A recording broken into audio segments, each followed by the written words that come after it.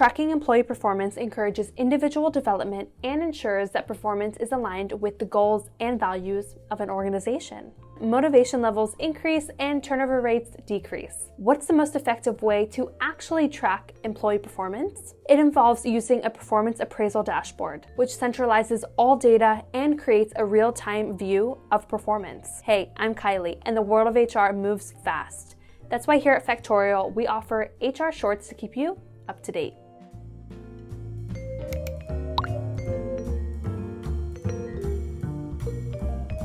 To best track employee performance, workplace analytics called employee performance metrics can be used to track how well employees are performing. Our free KPI template linked below will help you identify the key performance indicators in your organization. Now, let's talk about what factors to consider when it comes to tracking employee performance metrics. First, quality of work. Quality is often subjective, so you need to establish clear and quantifiable metrics for measuring output against expectations. Think about questions like what percentage of work are your managers rejecting? How often do employees have to redo their work? And is the quality consistent? There are two key metrics to help answer those questions. First, NPS. This gives an overall idea of customer satisfaction and employee performance. On a scale from 1 to 10, clients can score their overall satisfaction levels and how likely they are to promote the product or service that the company offers. Generally speaking, if this number is high, it indicates that the employee is ensuring customer satisfaction. Next, forced ranking or vitality curve.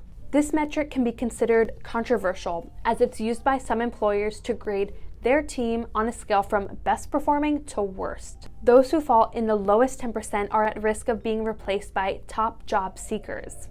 Understandably, this system can take a toll on morale and company culture. Moving on, let's look into learning and development. You can consider questions like, what impact is training having on individual and team performance? Does training directly contribute to the goals and KPIs of the organization? Consider using metrics such as one-to-one meetings and post-training survey scores. One of the best ways to assess an employee's development is directly in one-to-one meetings. Managers get feedback on their team's achievements and struggles, and also help direct their teams based on their desired career path. And when it comes to training programs, success is evident in the long run. But using a survey to evaluate the success of training programs can help an employer see the immediate effects. That's where those post-training survey scores become useful. Finally, what about individual goals? This brings to mind some questions to consider, such as, are employees meeting their targets in terms of productivity? Are goals measurable and realistic?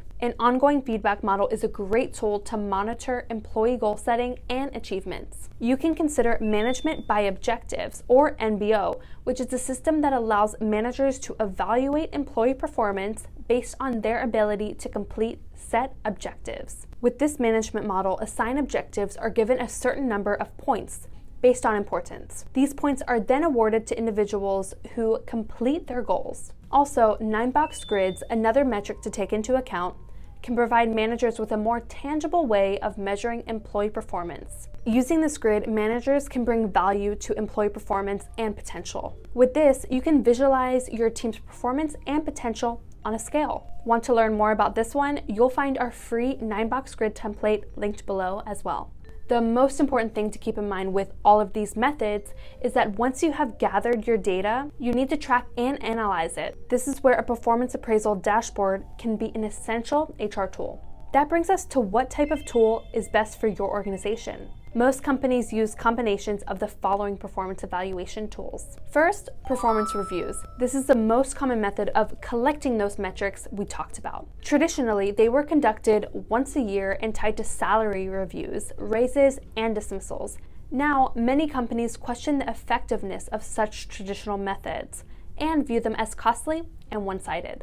Also, you have the 360-degree feedback. Feedback is more bi-directional with this tool in comparison to the traditional performance reviews. There's focus on high-performance culture, continuous development, and the nurturing of employee morale. It can be a useful tool for collecting a well-rounded view of performance and can help to identify areas of further improvement. Finally, ranked performance on scales. With this method, you can use numbered scales such as 1 to 5 or 1 to 10 to rank an employee's performance in specific areas. Performance is quantified and can be compared to expectations. Even better, these skills are adaptable to any business needs. We've covered what metrics to measure and how to keep track of them in order to best track employee performance. Have any questions? Let us know in the comments. Also, don't forget about our KPI template.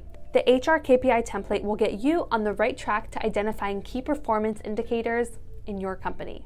I'm Kylie, and thanks for watching. See you in the next HR Short.